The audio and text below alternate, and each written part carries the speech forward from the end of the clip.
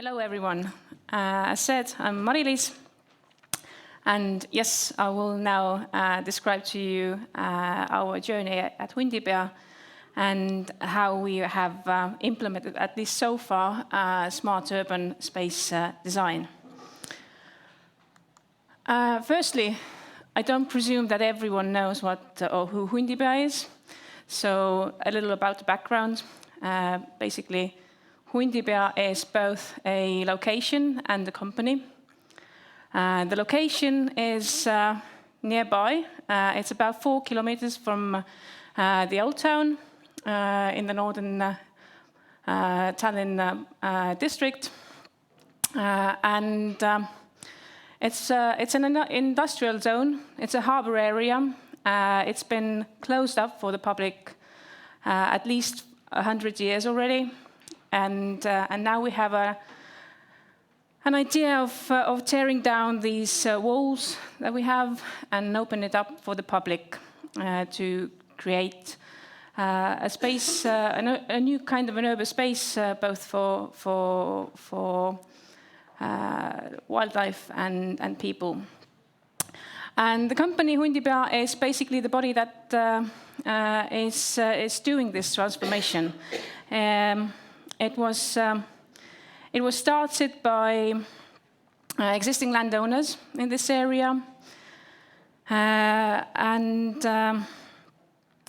Yes, we are a real estate development company, but I would say that we are not sort of a traditional real estate development company.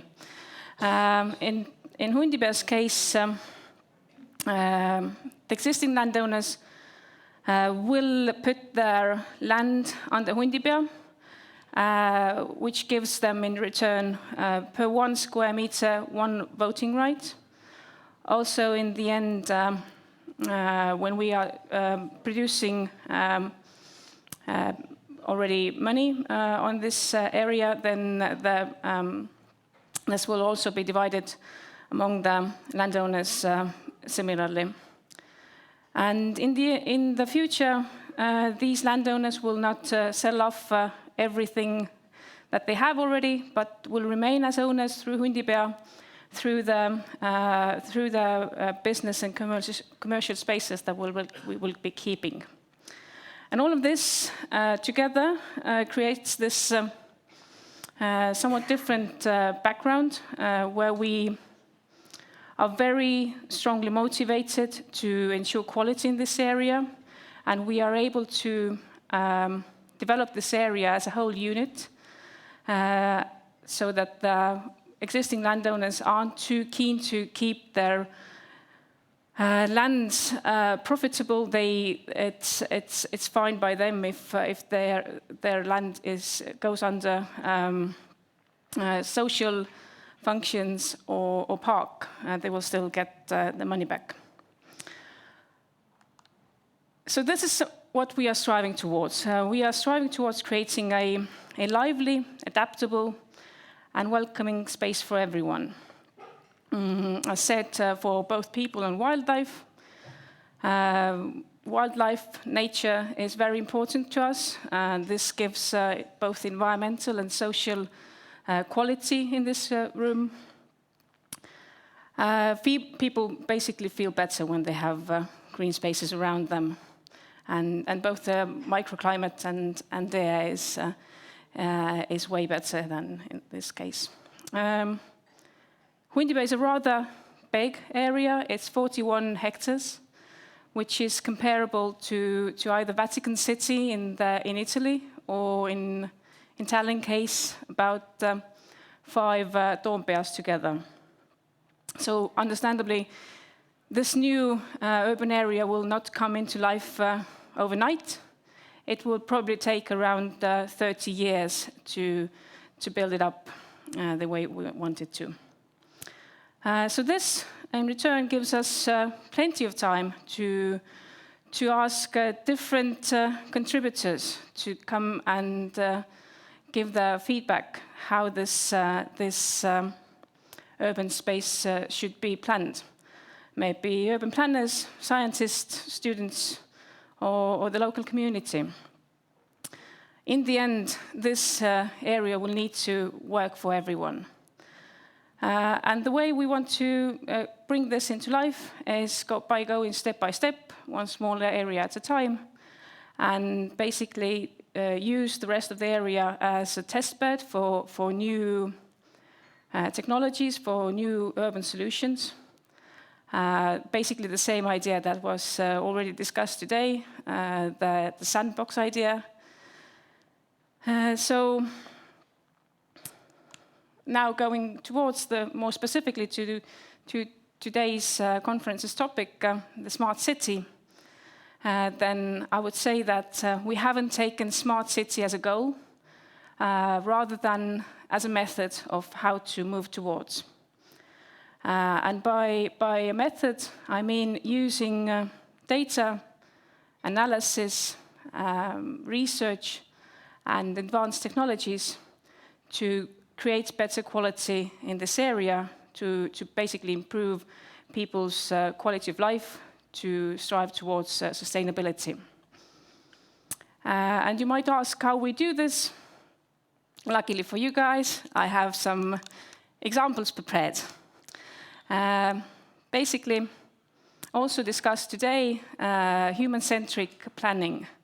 You might know the terms UX or UI design in tech or product industry, basically meaning that whatever you create needs to be actually useful.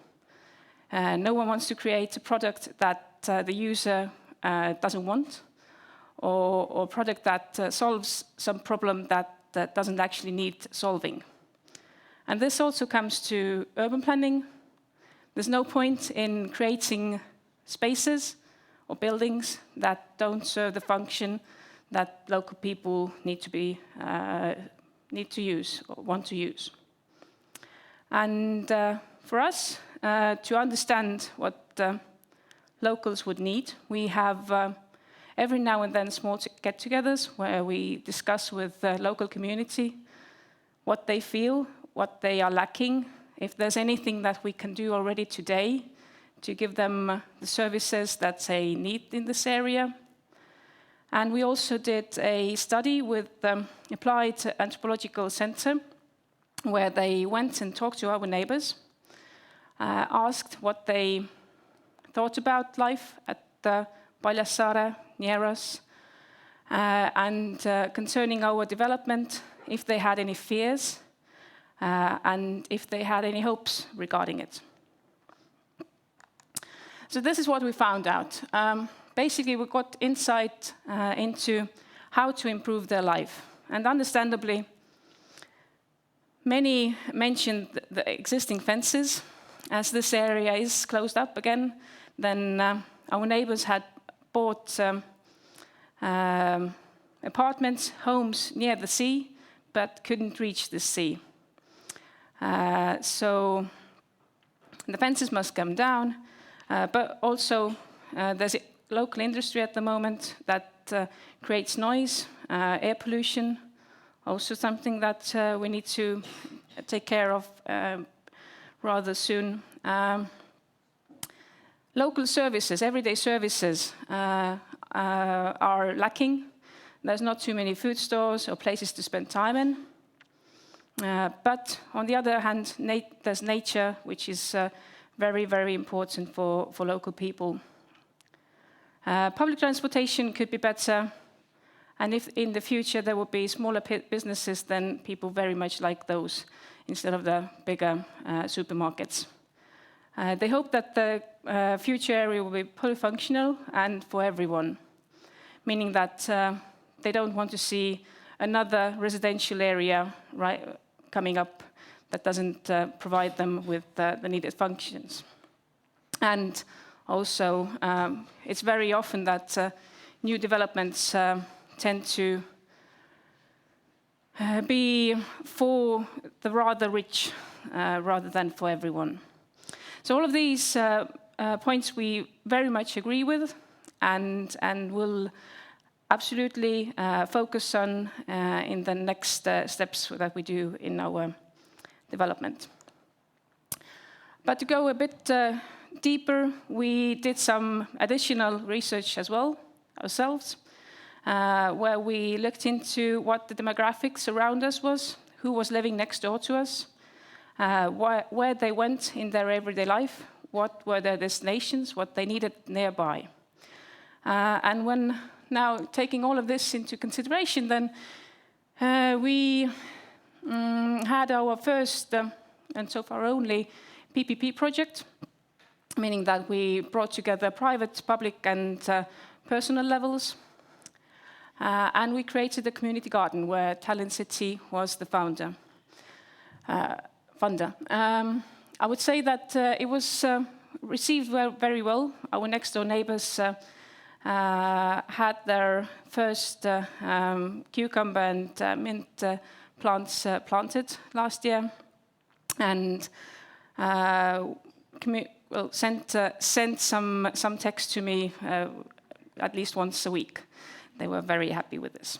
The next project that we would want to do with the help of Tallinn City is to improve the local transportation land design. We had a feeling that something was wrong near the bus stops that we have at Hundipea. We did an analysis of pedestrian movements and discovered that 70% of pedestrians coming from the bus or going to the bus didn't use this area as it was designed, which creates hazardous situations every day. We gathered all this information, got some insights, got some proposals, and sent them to the local government. So let's see where we get with this. Hopefully, we can improve the situation. Another example of smart city planning is, as I mentioned, green spaces and nature is very important for us. But to have some understanding of where to go and how far we are with the goal, we did a biodiversity baselining study where we took environmental samples, sent them to the Naturemetrics laboratory in the UK, where they analyzed which organisms, which species had been in our environment 48 hours before we took these samples. This is some of the pictures of how we took these samples. There were some of 56 samples that we took, not only from our own area, but also from Paljassaare linnukaitseala, the Natura 2000 protection area, sort of to have this maximum that we could hope to achieve with biodiversity in this area. We took samples from the sea basin, and also from the soil. And the results showed that, yes, we have some room for improvement, but the situation isn't too bad. We have already the base species that could be supported, and by supporting them, we could boost up this biodiversity quite well. Another example is CO2 emission calculations. We strive towards climate neutrality, which is a big word, but we don't expect to achieve this next year, in 10 years, or even perhaps 20 years, but hopefully after that. For this, we have done baselining as well. We have calculated our CO2 emissions already now with Hundipea.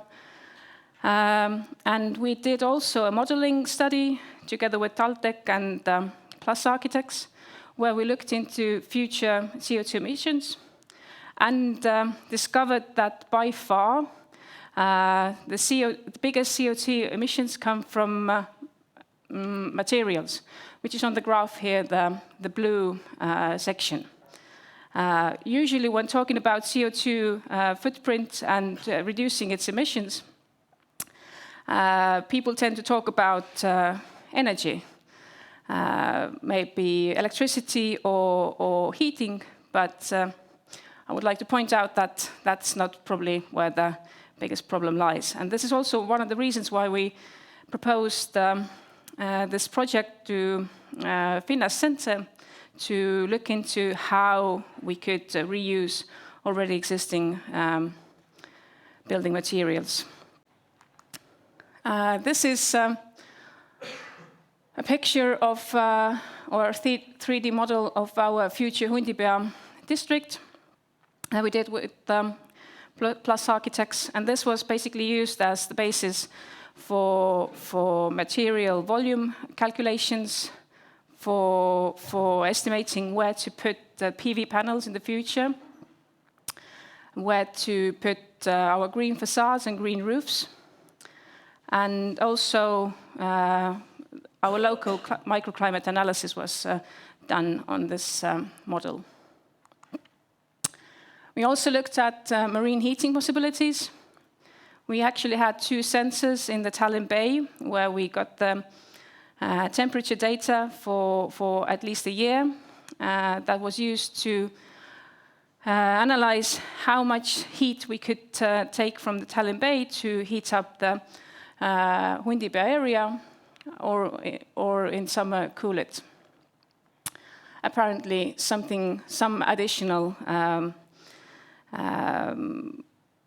support is needed for heating it. And we looked at wind and waves situation in the future. Luckily for us, the picture wasn't too bad. We probably won't have a big problem with winds and waves nor water levels. But again, we now have at least the data that we can give for the engineers when we go deeper into specific area or building engineering. And finally, the microclimate analysis. We used sun and wind data, also human comfort model, and looked into what will happen in the future Hundipea area. We now have a map for cold places, for warm places in the city.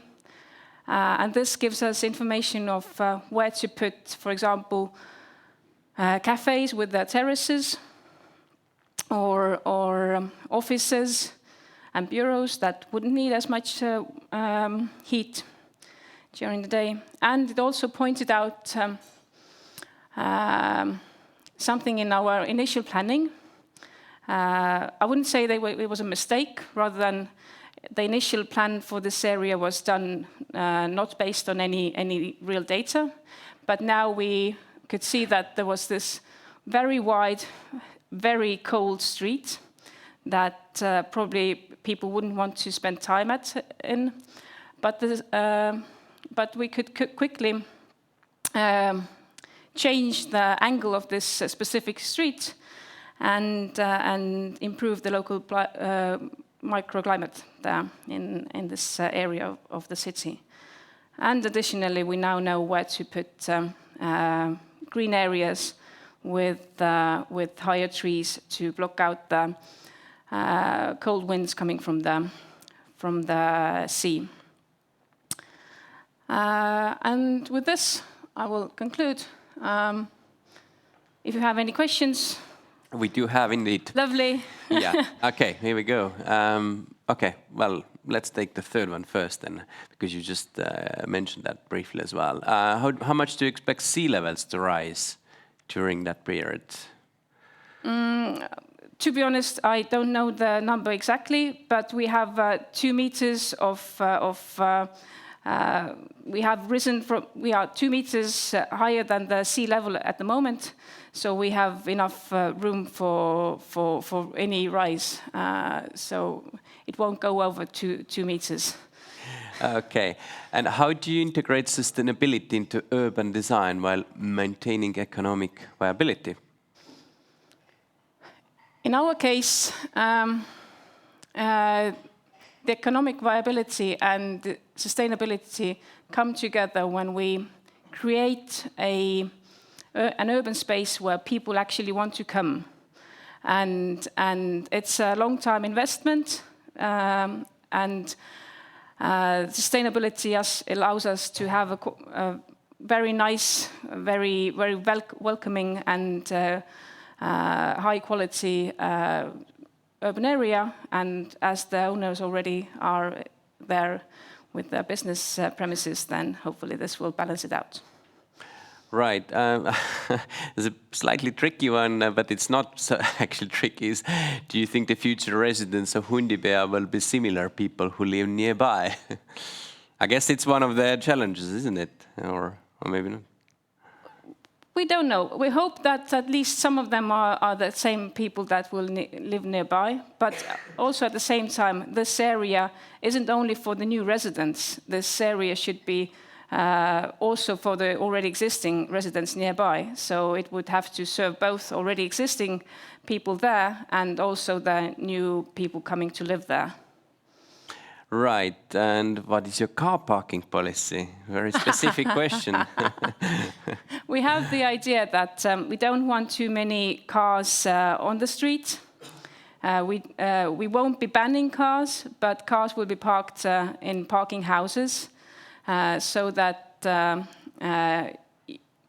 very often, yes, if the car is super close by, and you only have to go to the car in your basement, and in the destination you can also park your car in the basement. There's not too much room for thought for any other transportation solution. So by having some cars at least in the parking houses, we hope to motivate people to use other transportation means as well.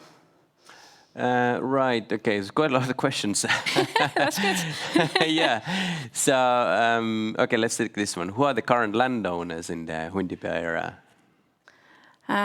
It's all private. There's two bigger landowners, which is Bolton Real Estate and Seaside Development. Okay. Have some of the study results, which obviously were quite comprehensive, as you saw, been implemented by the city authority? No. No. Not quite sure what about the cafe? Or install the cafe room? Maybe it's concerning, is there something open already, or? Not quite sure. Hopefully this summer we can open up a cafe, yes. Right, okay. Did you also do the services availability analysis and the potential induced traffic that comes along with it? This is something that's being done at the moment. Okay. Right. Where is the shipyard planning to relocate? There will be a small cruise, no, not cruise, small harbour still there, something similar to Noblessner, where you could have your boats and sailing boats at, but yes, not the big Tallink ships anymore. Okay, so this one, it's a bit like a comment rather than question. I think at the moment the roads in northern Tallinn are already very congested due to the rapidly growing population. Yeah, we know that. Did you also consider the need to widen or build more roads? No, we can't build any more roads or widen them, and we definitely don't want to widen them. We are working with the city to improve the local public transportation and to create alternative ways of moving around. Hopefully in this area, as it would be polyfunctional, then we hope that we can reduce even the number of movements outside and inside and at the rush hours, because you would have everything that you need close by, and you shouldn't have to go outside of this area too much. Right, and the electric cars, well, I'm not quite sure what's the question about electric cars. I guess I guess they are allowed, or is it? Or maybe the question is, are the only electric cars allowed? Oh, no. Okay. We don't want to push anyone out with the car. Just hope that maybe sometimes you don't have to use the car and you can use some other transportation means. Well, thank you very much indeed, you. Mari-Liis Kell. And that was a nice, quick question and answer session indeed. Lovely. Thank you, So everyone. thank you very much. Here actually is a step there.